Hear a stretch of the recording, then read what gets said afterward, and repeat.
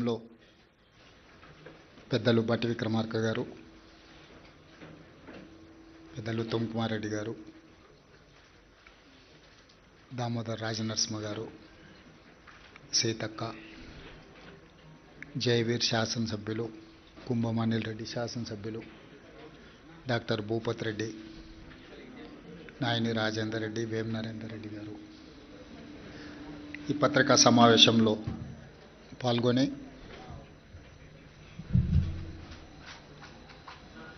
తెలంగాణ రాష్ట్రంలో స్థానిక సంస్థల ఎన్నికలు 12,728 గ్రామ పంచాయతీలకు గాను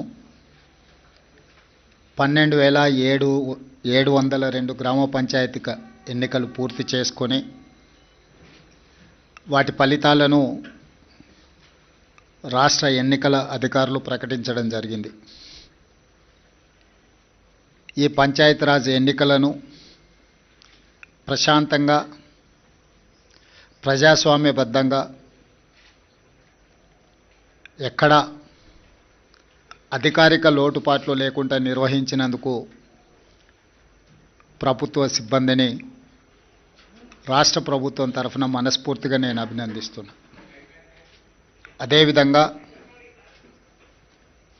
కాంగ్రెస్ పార్టీ కార్యకర్తల్ని,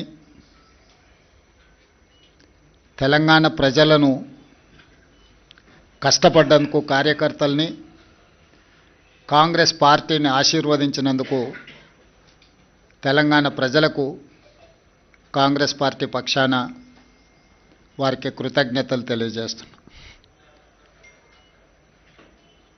డిసెంబర్ 7, 2023 నాడు ప్రజాపాలన బాధ్యత చేపట్టి డిసెంబర్ 7, 2025 నాటికి 2 సంవత్సరాలు పూర్తి చేసుకున్న సంబరాలు జరుపుకోవడమే కాకుండా 2 సంవత్సరాలు పూర్తయిన సందర్భంలో స్థానిక సంస్థల ఎన్నికలు తెలంగాణ రాష్ట్రంలో నిర్వహించడం జరిగింది. డిసెంబర్ 11, డిసెంబర్ 14, డిసెంబర్ 17 3 విడతలుగా స్థానిక సంస్థలకు జరిగిన ఎన్నికలలో అద్భుతమైన ఫలితాలను కాంగ్రెస్ పార్టీ సాధించింది. ఇందుకు కష్టపడ్డ కార్యకర్తల్ని 2 సంవత్సరాల తర్వాత తిరిగి స్థానిక సంస్థల ఎన్నికల రూపంలో ప్రజల దగ్గరికి వెళ్తే ప్రజలు సంపూర్ణమైన విశ్వాసం మా ప్రభుత్వం మీద ప్రకటించి మమ్మల్ని ఆశీర్వదించినందుకు కాంగ్రెస్ పార్టీ శాసనసభ పక్షాన ప్రజలకు ఎల్లవేళలా అందుబాటులో ఉండి విశ్వసనీయ పాత్రులుగా ప్రజా సమస్యల్ని పరిష్కరిస్తామని చెప్పి ఈ సందర్భంగా తెలియజేస్తున్నాను. మీకు అందరికీ తెలుసు, వివిధ రకాల విశ్లేషణలు, వివిధ రకాల పత్రికలలో ప్రకటనలు, రాజకీయ నాయకులు వాళ్ళ పార్టీలకు సంబంధించిన వివరాలను చాలా సందర్భాలలో అన్వయించడం, విశ్లేషించడం, వివరించడం జరిగింది. ఈరోజు మా పక్షాన ఫలితాలను, మాకు అందిన సమాచారము మీ ద్వారా తెలంగాణ ప్రజలకు, మీడియా మిత్రులకు వివరించాలని మంత్రివర్గం అందరం కలిసి తీసుకున్న నిర్ణయం ప్రకారము 12,702 గ్రామ పంచాయతీల ఫలితాలలో 7,527 గ్రామ పంచాయతీలు కాంగ్రెస్ పార్టీ, 808 కాంగ్రెస్ పార్టీకి సంబంధించిన రెబెల్స్ ఈ ఎన్నికలలో నెగ్గడం జరిగింది. మొత్తానికి 8,335 గ్రామ పంచాయతీలు 66% ఫలితాలను కాంగ్రెస్ రెబెల్స్ ఈ ఎన్నికలలో మేము సాధించడం జరిగింది.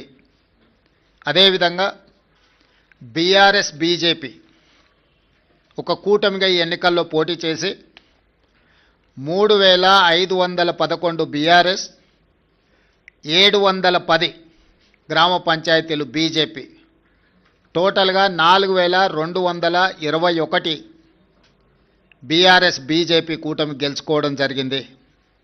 ఇది 33%. దాదాపుగా 146 గ్రామ పంచాయతీలు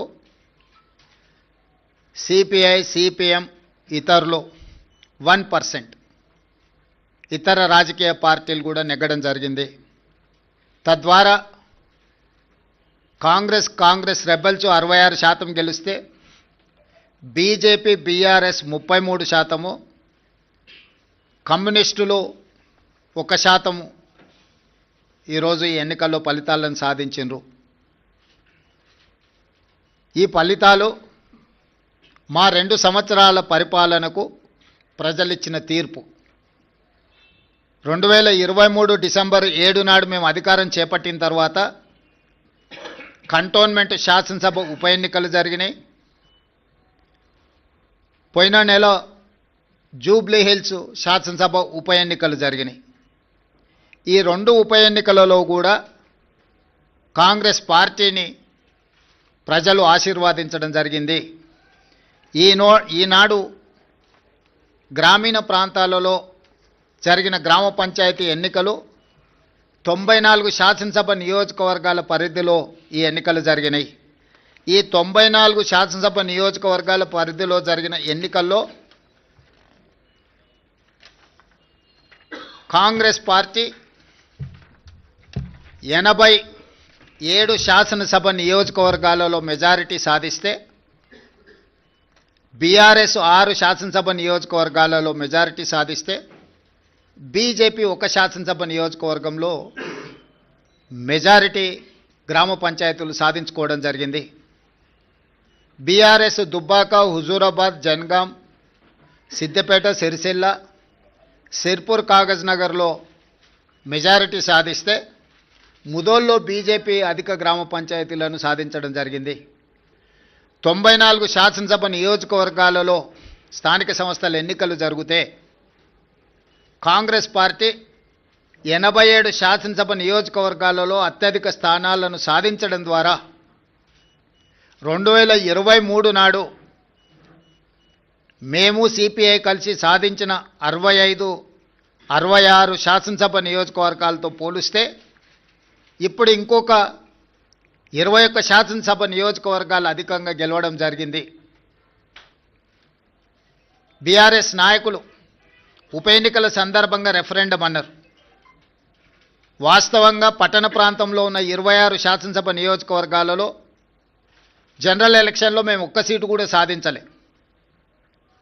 కానీ జరిగిన 2 ఉప ఎన్నికలు హైదరాబాదు మహానగర పరిధిలో జరగడంతో ఆ 2 నియోజకవర్గాలలో కూడా ఈ 26 మహానగర పరిధిలో ఉన్న శాసనసభ నియోజకవర్గాలలో ఉప ఎన్నికలు జరిగిన 2 శాసనసభ నియోజకవర్గాలలో ప్రజలు తీర్పిచ్చారు.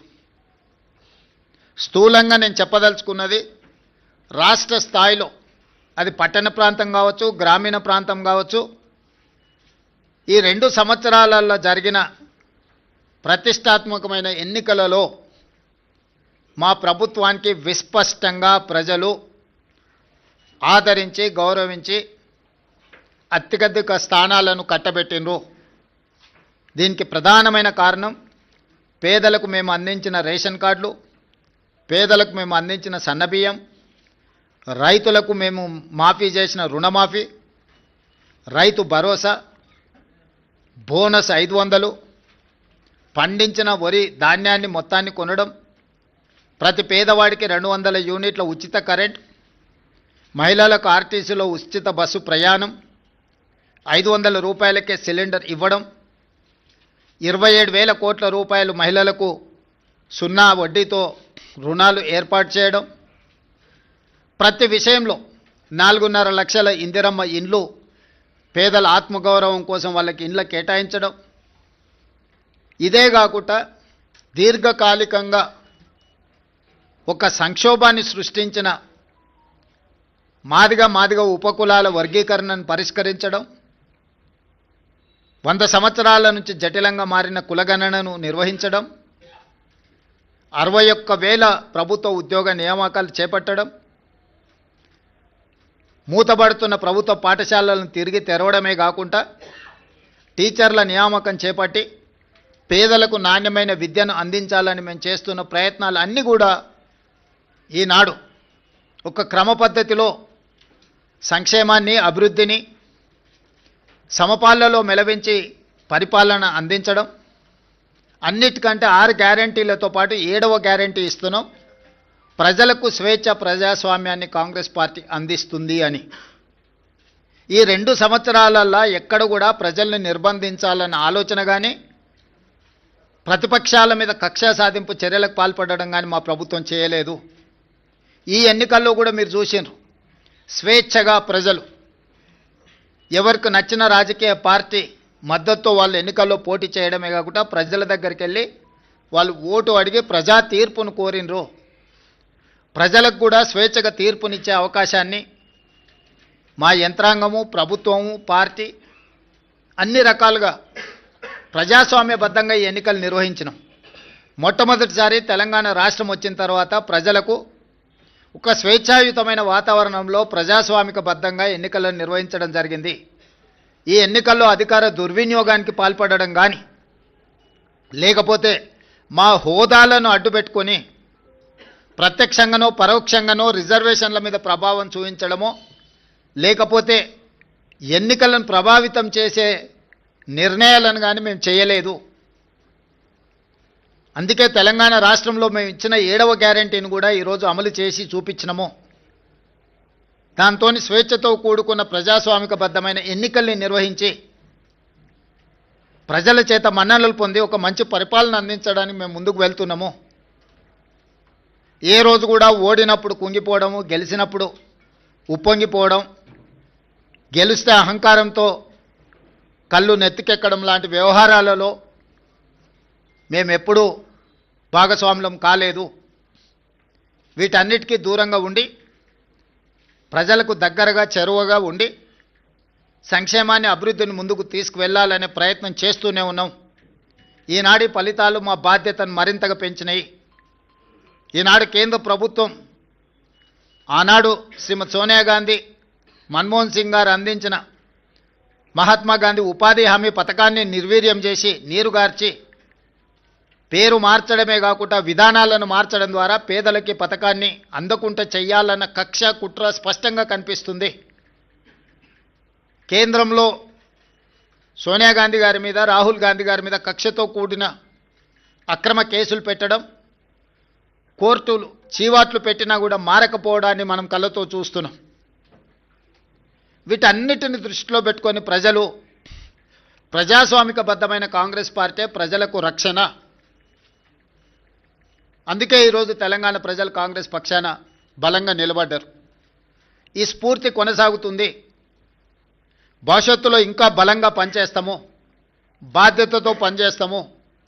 ఎదిగినా కొద్దిగా ఒదగాలి అని పెద్దలు ఏదైతే సూచన చేసిండ్రో వాటిని దృష్టిలో పెట్టుకొని ఆ విధంగానే ముందుకు వెళ్తాము. ప్రతిపక్షంలో ఉన్న వాళ్లకు అధికారం కోల్పోయినా అహంకారం తగ్గలేదు.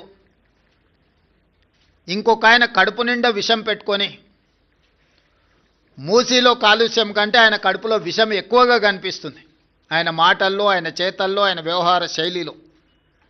ఇప్పటికైనా ప్రజా తీర్పును గౌరవించి ప్రభుత్వం తీసుకుంటున్న నిర్ణయాలకు సహకరించి ముందుకు రావాలి.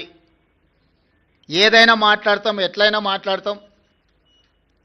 బర్తగించిన విధానాలతోని ప్రజల్ని ఇబ్బంది పెడతాము అనంటే ప్రజలు ఇచ్చే తీర్పు ఈరోజు వాళ్లకు కనువిప్పు కలగాలి అని నేను అనుకుంటున్నా. ఈ ఫలితాలను చూసే అద్భుతం అనుకుంటారు. సంతోషం. ఈ అద్భుతం 2029లో కూడా జరుగుతుంది మీరు కోరుకున్నట్టే. 2/3 మెజారిటీతోనే 2029లో కాంగ్రెస్ తిరిగి అధికారంలోకి వస్తుంది. 1/3 మీరు ఉంటారు, 2/3 మేము ఉంటాము. ఈ తీర్పు 2029లో కూడా పునరావృతం కాబోతుంది. ఇప్పటికైనా అహంకారం తగ్గించుకోండి, అసూయను తగ్గించుకోండి. తెలంగాణలో అమలు జరుగుతున్న సంక్షేమ అభివృద్ధి కార్యక్రమాలకు సహకరించండి. బాధ్యతాయుతమైన ప్రతిపక్షంగా వ్యవహరించండి. అంతే తప్ప మీ అసూయలతో, మీ ద్వేషంతో తెలంగాణ రాష్ట్రానికి నష్టం జరిగే విధంగా మీరు మాట్లాడకండి. అంతర్జాతీయ విపణిలో తెలంగాణ రాష్ట్రానికి ఒక గొప్ప గుర్తింపు, పర్ క్యాపిటా దేశంలోనే నెంబర్ 1 3,87,000 రూపాయలతో పర్ క్యాపిటా ఇన్కంలో కానీ జిఎస్డిపిలో కానీ అన్ని రంగాలలో తెలంగాణ దేశంలోనే నెంబర్ 1 రాష్ట్రంగా ఈరోజు అభివృద్ధి పదం వైపు నడుస్తున్నది. ఇంకా అభివృద్ధి జరగాల్సిన అవసరం ఉన్నది. సంపద పెంచాలి, పేదలకు పంచాలి అనే మా విధానాన్ని కొనసాగిస్తాము. ఇప్పుడు ఏ విధంగా అయితే మీడియా సహకారం ఉందో భవిష్యత్తులో కూడా మీ సహకారం ఈ విధంగా ఉండాలి అని మా ప్రభుత్వం భావిస్తుంది. మీడియా మిత్రులకు కూడా మీ సహకారం అందించినందుకు మనస్ఫూర్తిగా ధన్యవాదాలు తెలియజేస్తున్నాను.